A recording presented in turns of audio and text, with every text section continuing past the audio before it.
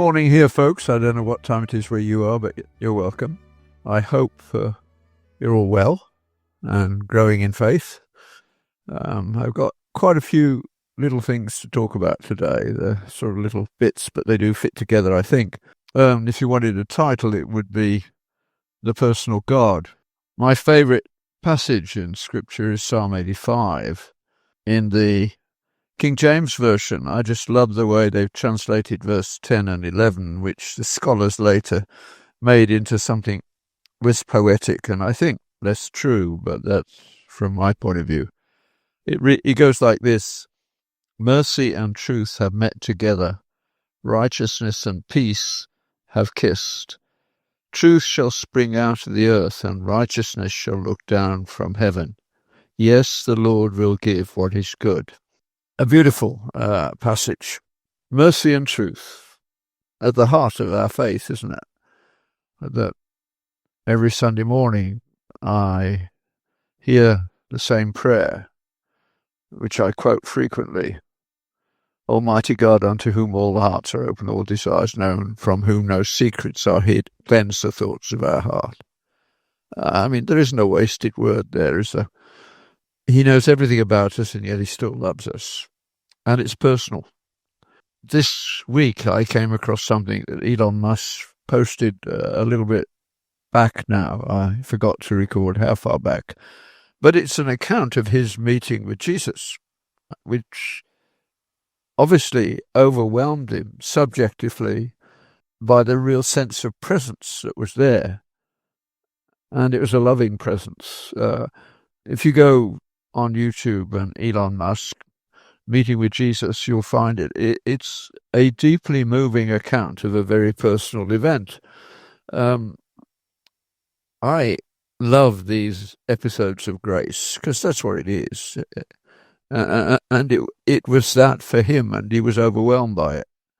His life apparently has changed. I mean, we'll be watching. Jesus is very straightforward about this. He says, by their fruits you shall know them. So we'll see how it changes over the next little while.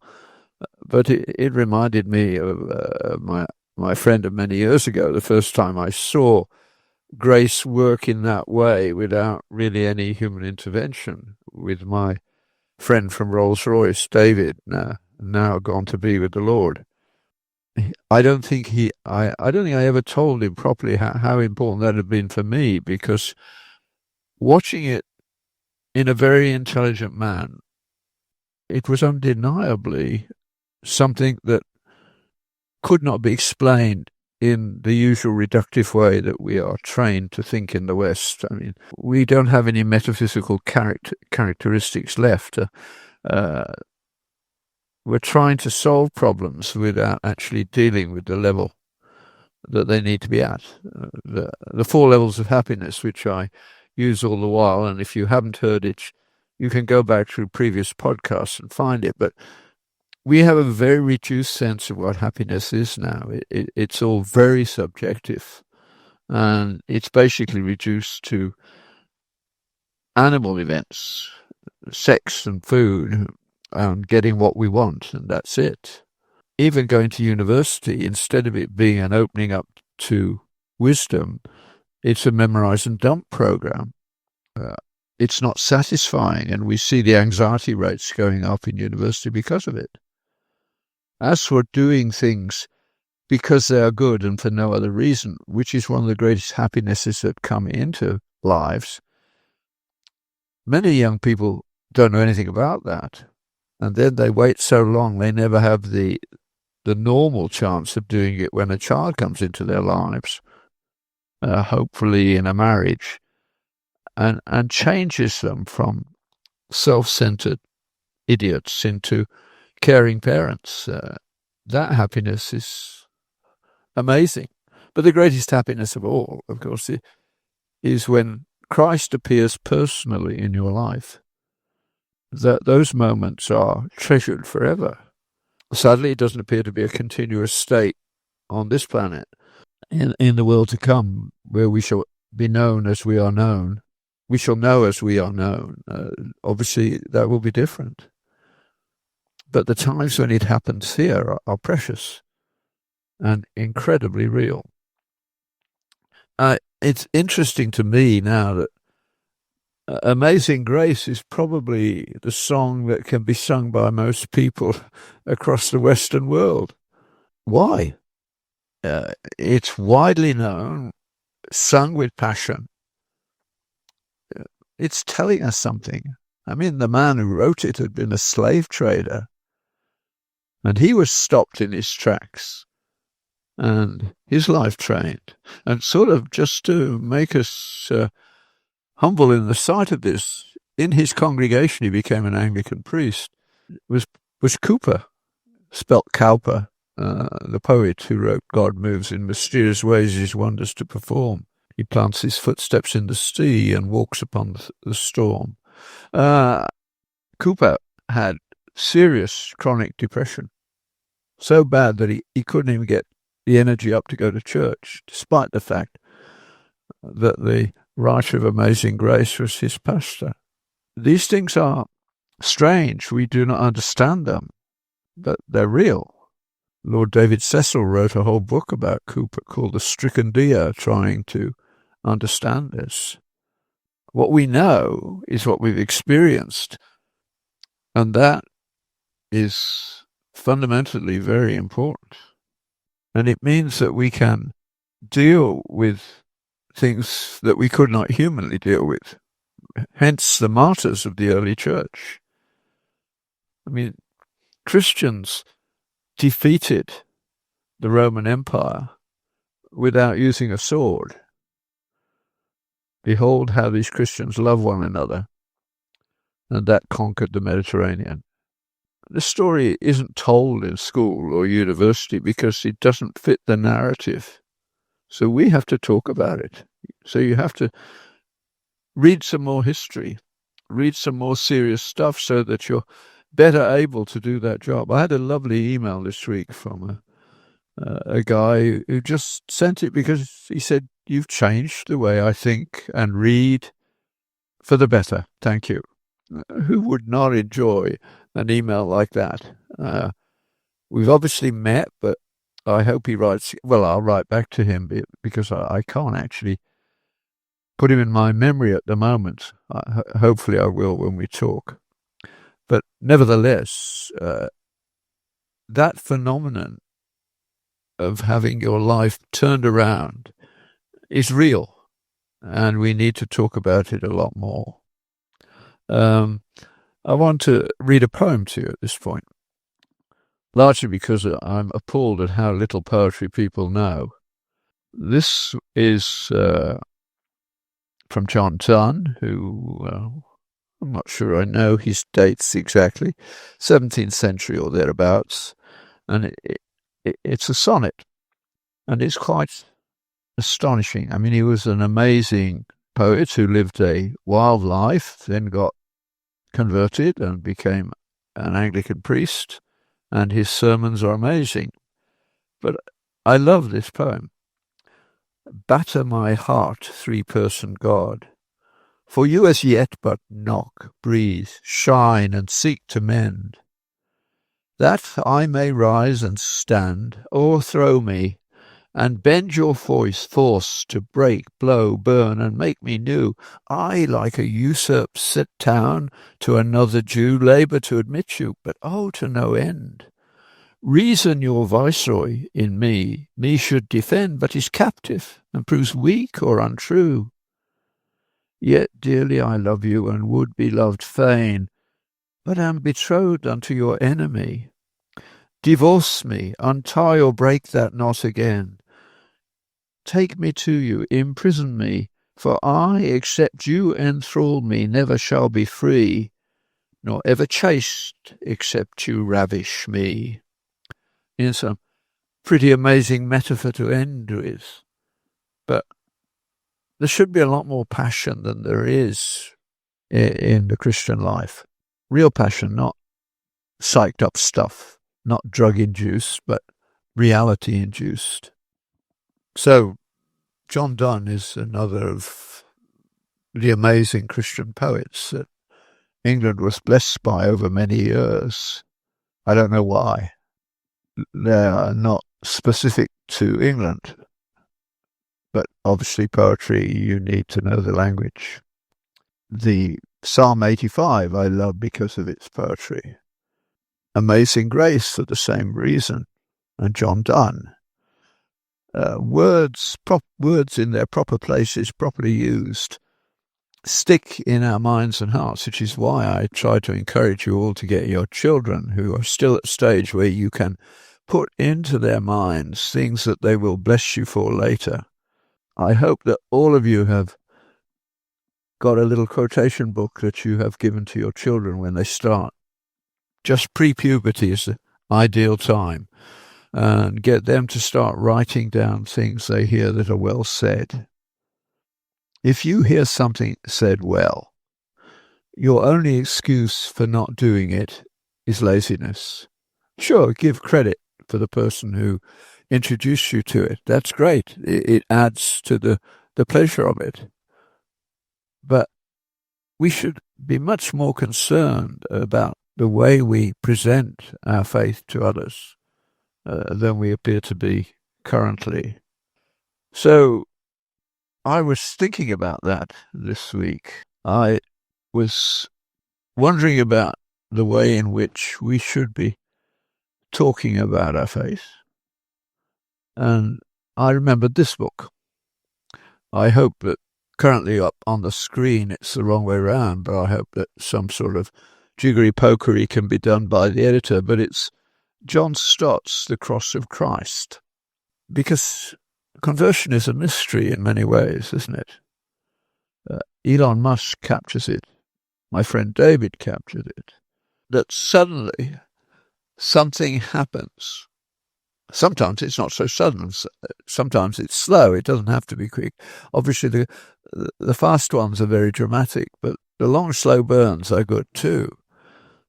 You start from yielding one point and then another and then another, and slowly, in my case very slowly over many years, I didn't deny what I could see to be true and good, but I didn't live it. That took time.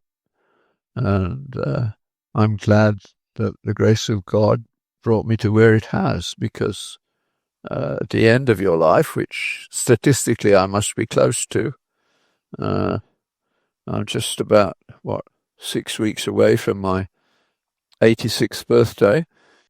Things that used to matter a lot now don't matter so much, and other things matter more. One of the things that I was looking at just before tuning in for this podcast was pictures of one of my great-grandchildren who is now in Prague with his father and mother, where his father has got a postdoc position in the university there. A mathematician. Lovely to think that that child, if they settle in there, will end up speaking Czech fluently without ever making any effort to do so. Interesting thought. I mean, in the first few years of our lives, I think we retain everything we hear. Certainly, a child brought up hearing 2 or 3 languages will not consider it a difficulty to speak in whichever one is appropriate. And as I used to constantly be amazed at when I worked in a truly bilingual university. I was not truly bilingual, but the university on the whole was. And those francophones who had become really bilingual because they were doing science, which is done in English, could often remember the content of a conversation, but not be sure which language they had spoken it in. That's how deep it is. So, and of course our language is saturated with a history that we now don't know, metaphors that we don't understand. And Christians ought to be using that as an entry point. Like saying, do you know who said that first? Do you know where that comes from? Can you get to the whole story from that phrase? If you can't, then you have an opportunity to explain how it works, and people are always fascinated by that. The Last Telegram from Dunkirk is my favourite, but if not, sent to London, uncoded, immediately understood, because in those days, for 12 years or thereabouts, you heard the Bible read to you every day in school. So it's the only book that up until the 1960s the working class actually knew. Now, of course, it's muddled up with all sorts of multicultural nonsense. Multiculturalism won't save us. Cultures depend upon a common narrative, and you can't fudge some things. And the biggest factor that politicians have to deal with at the moment is what to do with Islam. Islam is dedicated to destroying the Jews first and then the Christians afterwards. The Christians they won't slaughter in the same way. They'll turn your sons into Muslim fighters and they'll make you a second-class citizen. That's their objective, unless you become a Muslim. And if you're a Muslim and you realize the story is not true, they will kill you if they have their way. If the Muslim Brotherhood wins its 100-year-old battle to take over the West by infiltration, that's where we will get to. So most Christians simply don't want to talk about it because it requires, if you are going to talk about it, that you know a bit more about it than most Christians do. I mean, I'm not traveling as much as I used to, but when I traveled a lot, every now and again, I would end up sitting next to a Muslim, and we would end up, as you usually do, talking about your careers and what you do. And I would say usually something like this. Ibn Sina and Averroes were major thinkers in the 10th century or thereabouts. And in fact, Ibn Sina's book, The Canon of Medicine, was used right up into the 19th century. Of course, experimental science hadn't happened at that stage. But what happened to Islam that those people couldn't really survive in the theocratic end of Islam? They all ended up in the periphery, both east and west. But Spain was a gathering place, the only place probably in the world at that point where Jews, Christians, and Muslims could talk to one another. And the Muslims had preserved Aristotelian teaching at mathematics and logic, but they didn't develop it. But once it came back into England, into Europe, in fact, around the 12th century, 10th century, that period, they were ready for it. And it took off like a rocket, and it was essential to the development of the universities. Aristotelian deductive logic became central for a long while.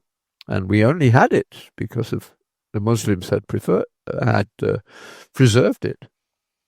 You have a conversation like that, and then you start talking about why is it that Muslims are no longer intellectually engaged in the world. They haven't won a significant number of Nobel Prizes in the hard sciences for years. I mean, it's one or two in the last 20 years, depending on how you define hard science. I have a fairly rigorous definition.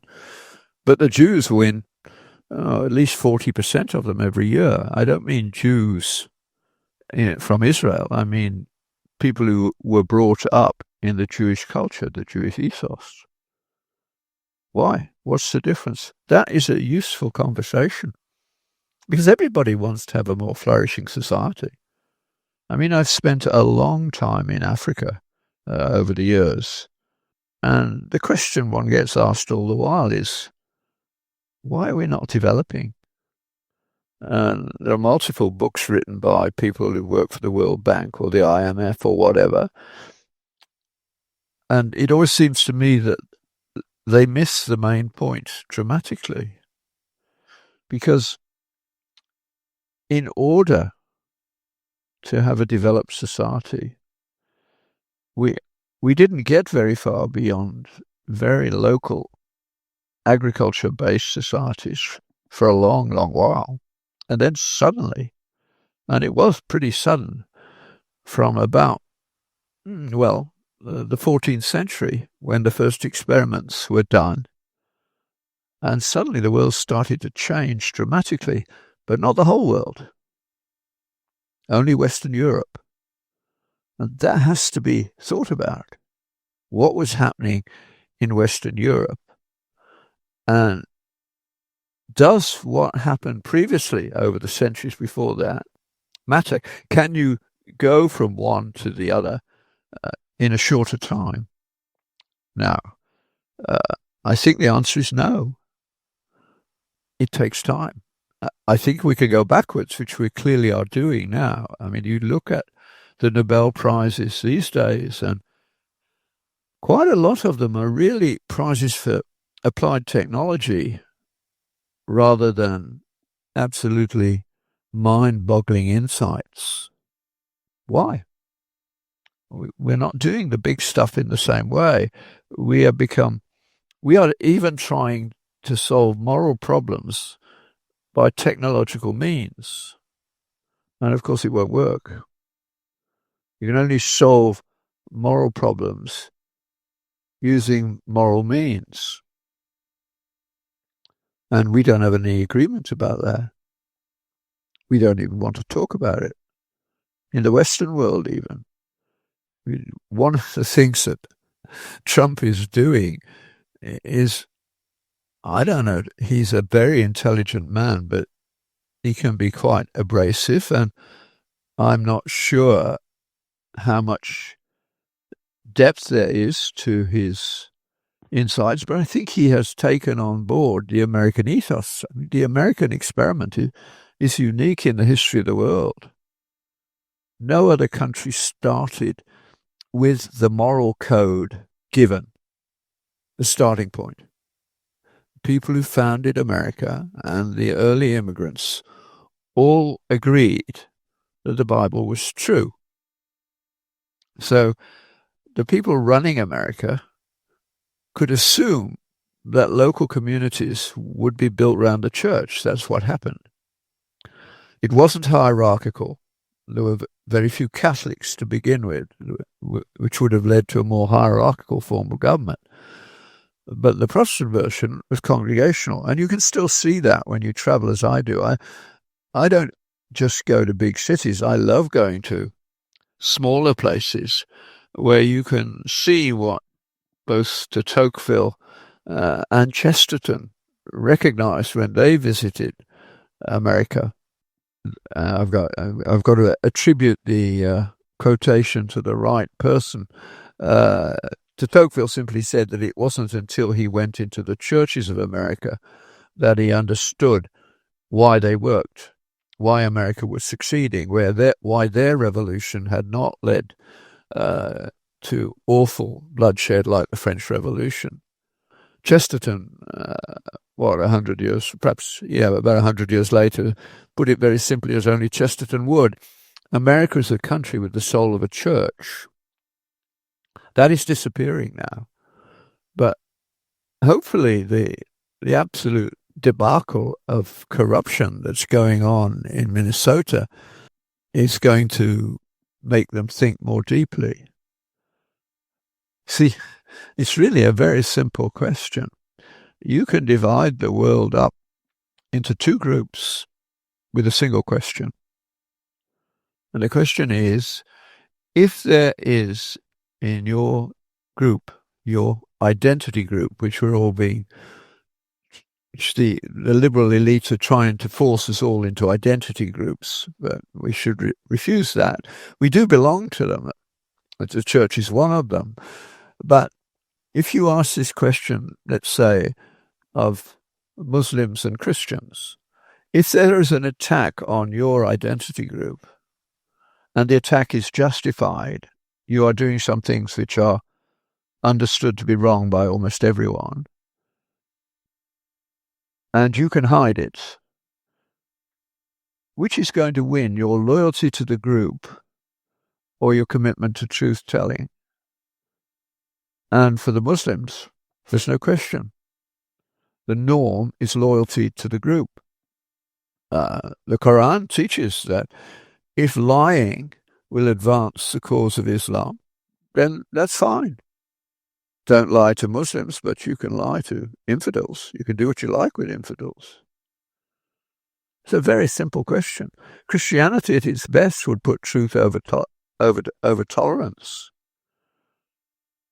Loyalty would be under truth, not above it. And that makes all the difference. You can't do experiments.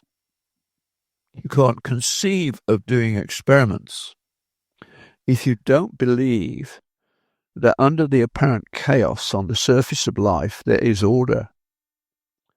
And your only reason for doing that is because you believe it's made by a God who is ordered and who's not a deceiver. Without that concept, an experiment is inconceivable and science is inconceivable. You don't become a scientist by memorizing chunks of science. You become a scientist by thinking in a different way. And mathematics is the easiest one. There, Muslims, Hindus have made huge contributions. But when it comes to science, applied science, which is what made the Western world take off like a rocket between the 14th century and the 18th, it wasn't related to level of education. That's an important thing to take note of. Read Neil Ferguson's account of how Western civilization came about and how the banking system arose. Two separate books, but well worth reading. You will begin to see that there are metaphysical, spiritual, religious underpinnings. And if they're not there, you don't have a foundation on which to build the structure of a modern society. So it will collapse from the weight of corruption. And I mean, the people are reading another book at the moment by a guy who worked for the IMF for years. And he says the people there were keen on what they were doing, but it didn't work very well in Africa because African government is so corrupt. But he at least sees that it's not corrupt in a sort of criminal way so much as a sociological way. If your brother has 4 glasses and you have only 1, you can take at least one of his without asking permission in many tribal communities, because that's what brothers do. But that makes working hard less rewarding than it should be. And of course, the way in which African politicians have accumulated wealth, well, I mean, it is incredible, except that it's true, so it is credible. In South Africa, sadly, all the joy, we were there when apartheid came to an end, and there was great rejoicing, but Mandela held it together. But since then, the corruption is huge. I imagine that if you could add up the net wealth of all the ANC members in politics, you would be astonished at how much money they've accumulated. Meanwhile, the people they claim to represent are still living in the same state that they were when release from apartheid came along. But the economy of South Africa, on which the whole of the rest of Africa could have been built, is being steadily destroyed. The ordering of good things, truth or loyalty at the top. Our modern students, they have no metaphysical depth. In medicine, you're taught ethics using the Georgetown mantra, and nobody has ever discussed with them whether autonomy, justice, beneficence, or non-maleficence are ordered. And of course, they are ordered by usage. And for most modern students, autonomy is the most important one, whereas in actual fact, autonomy properly used requires a base in submission to truth. John Donne's poem says that, in effect. It was the norm in the Western world Now you have liberals who hate the Ten Commandments. They call it everything they can think of, bigotry, colonialism, patriarchy, whatever you like. Not an argument, a slinging of words. And you say, okay, tell me what's wrong with each stage. Because you either believe there is a God or you believe there is not a God. Both are acts of faith. In fact, believing in no God is a greater act of faith. There's ever increasing evidence from hard science, especially cosmology, quantum physics, and molecular biology. DNA is an incredible argument for the fact that there's a mind behind the universe. Its complexities are unbelievable, and it's all written in coded language. Codes, messages, they require minds. But no, it's not being taught that way. They say, well, these are the facts, just memorize them.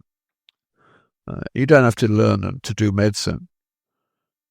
But the developments in medicine, they have required proper understanding of that. And often it's a long while before people suddenly say, oh, my goodness, wow.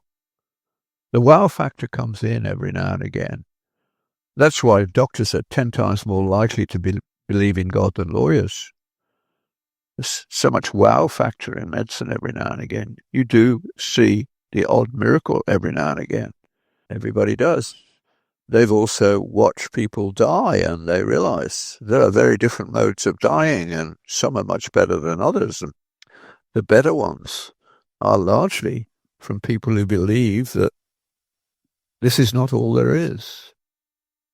Children in particular, when they're dying, if they come from a Christian background and know and love Jesus, which children easily do, you can see every now and again, just as they pass from this life to the next, that they're already seeing something we can't see, and they're not in the least bit frightened.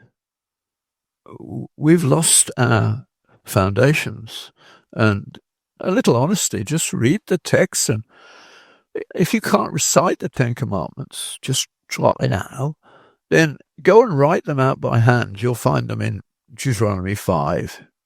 That will lead you on to Deuteronomy 6, which would be good for you too. But just write them out. I say write because that's a slower process. Don't type them, write them. Because you write words, you type letters, and it's the words you want. Just ask yourself the question, is this the reason the Jews have survived? Well, Moses says that God said exactly that.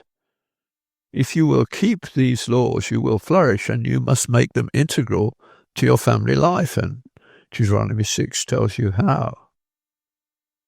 Different world. For us, the coming of Christ, of course, the most important human being to ever lived on this planet. It changed everything. And the reason I was looking at Stott, and I want to finish with him, was that he wrote a book, probably 50 years ago. I've got it here, so I can at least look at publication date, 1986, 40 years ago. And one of the things that I grew up with, a certain form of theology, which I don't hold to in the same rigor, cut and dried version that I was brought up with anymore. And what I'd forgotten about this book, I must have not read it properly in the past, but what Stott does is he looks at the way people, Christians, who were writing about the death of Christ and what it meant, the way they dealt with it. Because, of course, people became Christian without thinking about that in great detail. What they knew was that their lives were twisted and in trouble. And Christ said, if you will repent, and if you will ask me, I will come and be with you. And they did that. And it changed them. It was the reason that that personal change, which people could see, changed the world completely without a shot being fired, so to speak. No shots, actually, only swords. But the story that you could know Jesus and that in some mysterious way he takes your sins and gives you a new start under new ownership. And as you use the means of grace, so things happen. So the apostle says that people looking at the Christian church said, these Christians love one another. Isn't that amazing? And it's also attractive. And they care for one another. I mean, when missionaries went to India, Hinduism is the next biggest religion, so to speak. There were no hospitals in India. It's an older culture than Christianity by a long way. But their fatalism and their idea of reincarnation, and you come back, if you suffered in this life, next time you get a better try. So in actual fact, Hinduism provides an excellent argument for not taking care of anyone, because if they're suffering, it won't go on too long, and eternity is forever, and next time they'll come round, they'll have a better go. Yeah, but if you're rational, you can make that case. And I mean, India has, they have something above 5-star hotels there. I was amazed at the wealth there was at the top. And there are now hospitals for very wealthy Hindus. But they were a gift to Christianity, as one Indian pointed out to me the first time I went to India. He said, you Western missionaries thought you'd failed in India, but by introducing us to medicine and showing us what hospitals were like, you undermined karma. No, we are not bound by karma. We can change things for the better. And so Christian missionaries introduced medicine. Now Indians can do it for themselves. But the poorest of the poor don't get much of a handle on that. They're still dying on the pavements of malnutrition. Wealthy Indians don't even see them. Different worlds. So what Stott does is, I always thought that, even as a child, that the idea of God punishing Christ for us was rather a crude way to express it. God is love, he is also righteous. But mercy and truth come together in God.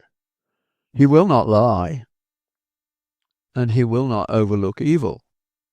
He's a just God. So the way we live is an insult to his justice. So in some way,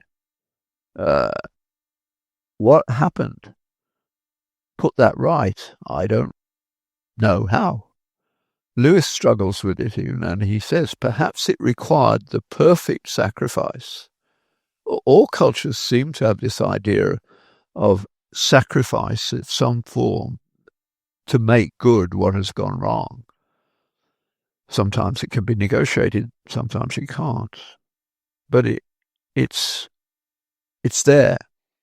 Now, John Stott does a wonderful historical review of how thoughtful Christians over the centuries gradually refined their understanding of what is happening in the process of Christ coming into our lives. We will not understand completely until then, not now. Now we see through a glass darkly, then face to face. I love the way that Paul has already got to the point where he talks about the crucifixion, the death of Jesus, in the same terms that a Roman emperor would march the slaves and the captives from a war, many of whom were going to be slaughtered, in procession. And so Jesus says to the women crying for him. He says, don't weep for me, weep for yourselves. He knew what was going to happen, and he knew what its outcome would be. And Paul says, he led captivity captive.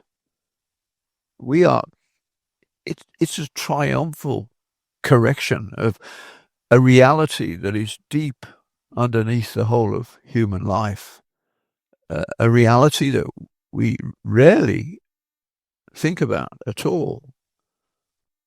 But in some way, that those of us who have had the privilege of becoming Christians realize we know we are forgiven. Elon Musk was overwhelmed by a presence that loved him.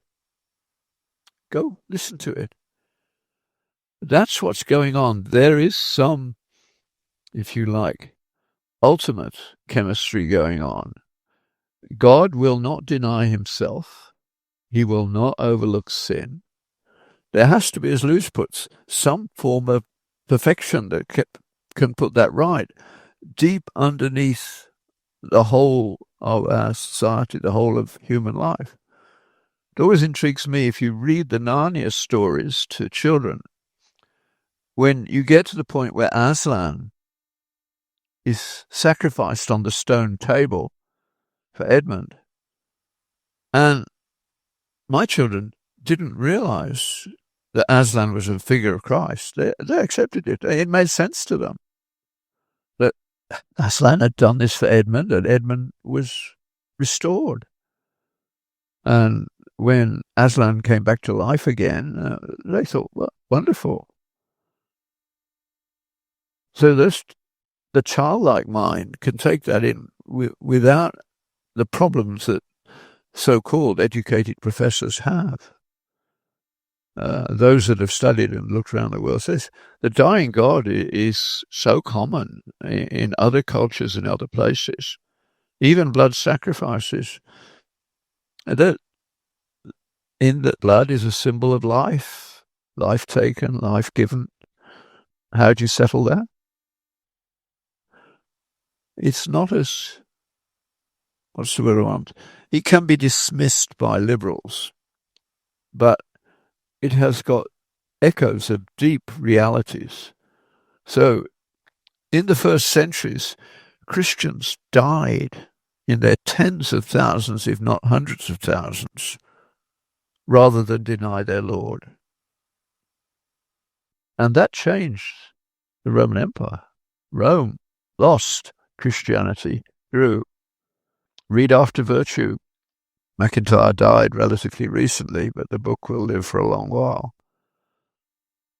But he understood, starting as a Marxist, he became a Thomist. And he understood that time and again we have to wait for God to come to us. And when he comes, the world changes. I'm not a great expositor. I'm just trying to put a stone in your shoe, if you like.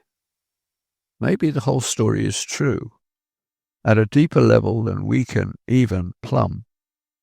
I believe it is. And I believe it's the only story that can make a difference in a big way. And conversion can happen quickly, but Christian virtues take centuries to emerge. They can disappear quite quickly, but I don't think they come back quickly because they have to be built into the culture at a very deep level. So quick fixes I don't think will work. But we do have to recognize that in the world in which we live at the moment, there is a battle going on, essentially between Islam and other views. Materialism won't survive. Of course, Islam can't deal with materialism either. The corruption of people like the Qataris who are funding the Muslim Brotherhood and wanting to destroy the Western world. They'll destroy themselves too, but they will not destroy the story of Christ. We're promised that. The Lord be with you.